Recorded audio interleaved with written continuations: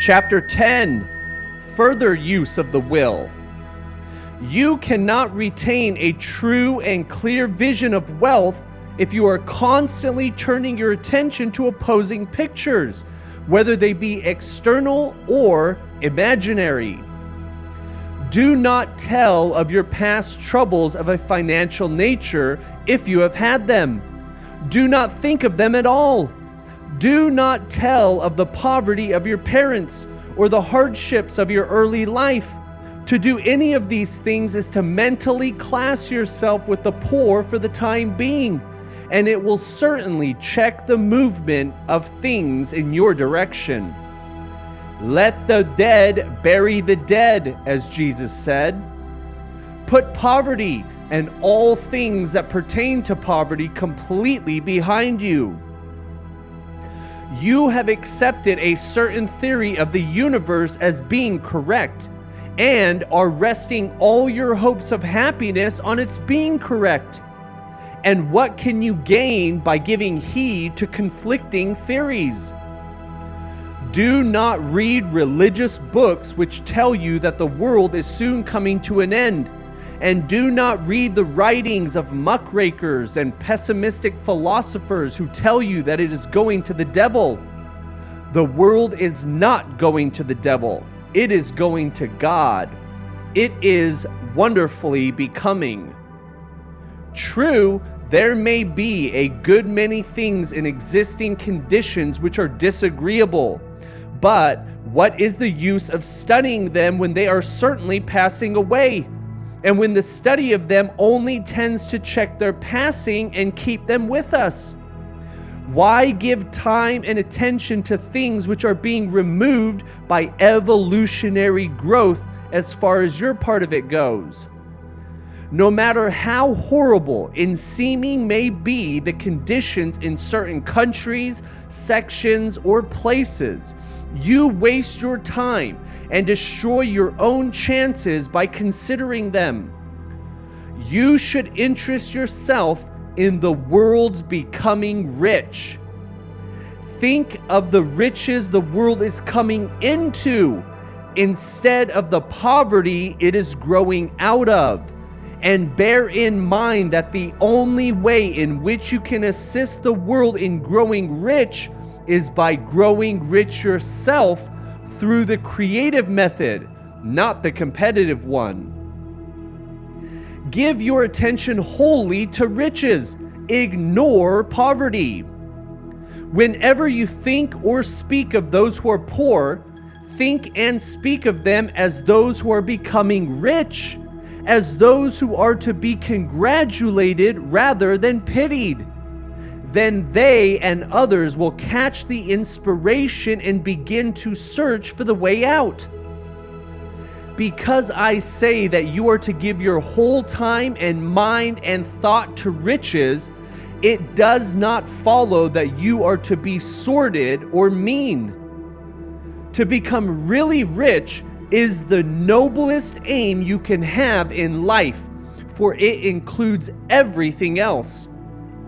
On the competitive plane, the struggle to get rich is a godless scramble for power over other people.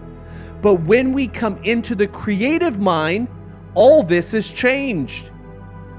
All that is possible in the way of greatness and soul development, of service and lofty endeavor, comes by way of getting rich. All is made possible by the use of things. If you lack for physical health, you will find that the attainment of it is conditional on your getting rich. Only those who are emancipated from a financial worry and who have the means to live a carefree existence and follow hygienic practices can have and retain health. Moral and spiritual greatness are possible only to those who are above the competitive thought and are free from the degrading influences of competition. If your heart is set on domestic happiness, Remember that love flourishes best where there is refinement, a high level of thought, and freedom from corrupting influences. And these are to be found only where riches are attained by the exercise of creative thought without strife and rivalry. You can aim at nothing so great or noble, I repeat, as to become rich. And you must fix your attention upon your mental picture of riches to the exclusion of all that may tend to dim or obscure the vision. You must learn to see the underlying truth in all things. You must see beneath all seemingly wrong conditions the great one life, God, Source, ever moving forward toward fuller expression and more complete happiness for all. It is the truth that there is no such thing as poverty, that there is only wealth. Some people remain in poverty because they are ignorant of the fact that there is wealth for them. And these can be best taught by showing them the way to affluence in your own person and practice. Others are poor because, while they feel there is a way out, they are too intellectually indolent to put forth the mental effort necessary to find the way and travel it. And for those, the very best thing you can do is to arouse their desire by showing them the happiness that comes from being rightly rich.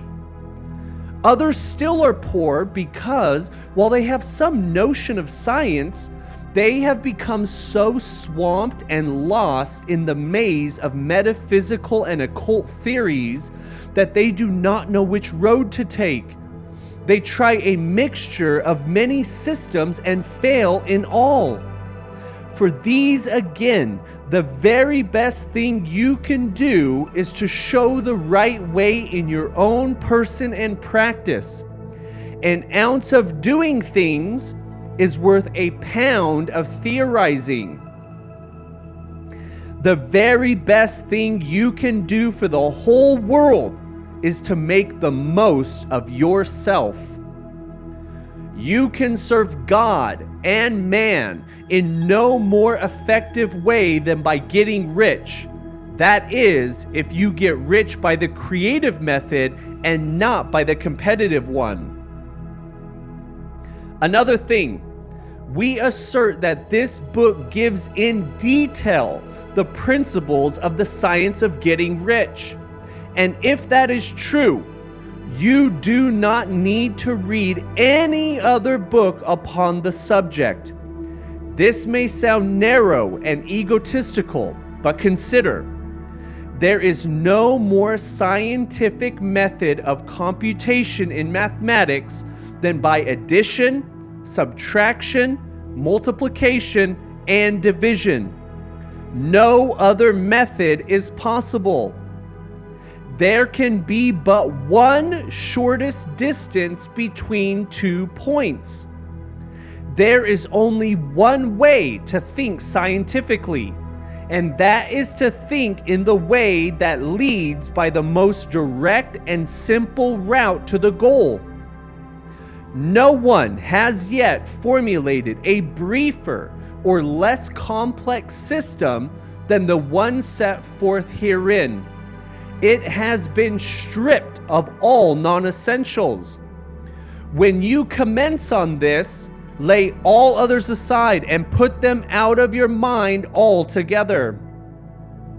Read this book every day. Keep it with you. Commit it to memory, and do not think about other systems or theories. If you do, you will begin to have doubts and to be uncertain and wavering in your thought, and then you will begin to make failures. After you have made good and become rich, you may study other systems as much as you please, but until you are quite sure that you have gained what you want, Do not read anything on this line but this book, unless it be the authors mentioned in the preface. Also, postpone your investigations into the occult. Do not dabble in theosophy, spiritualism, or kindred studies. It is very likely that the dead still live and are near, but if they are, let them alone. Mind your own business. Wherever the spirits of the dead may be, they have their own work to do and their own problems to solve, and we have no right to interfere with them. We cannot help them, and it is very doubtful whether they can help us or whether we have any right to trespass upon their time if they can. Let the dead and the hereafter alone and solve your own problem. Get rich. If you begin to mix with the occult, you will start mental cross currents which will surely bring your hopes to shipwreck. Now this and the preceding chapters have brought us to the following statement of basic facts. There is a source from which all things are made, and which, in its original state, permeates, penetrates, and fills the inner spaces of the universe. A thought impressed upon this source produces the thing that is imaged by the thought. You form things in your thoughts, and by impressing your thoughts upon source, you cause the things you think about to be created. In order to do this, you must pass from the competitive to the creative mind. You must form a clear mental picture of the things you want, and hold this picture in your thoughts with the fixed purpose to get what you want, and the unwavering faith that you do get what you want, closing your mind against all that may tend to shake your purpose, dim your vision, or quench your faith.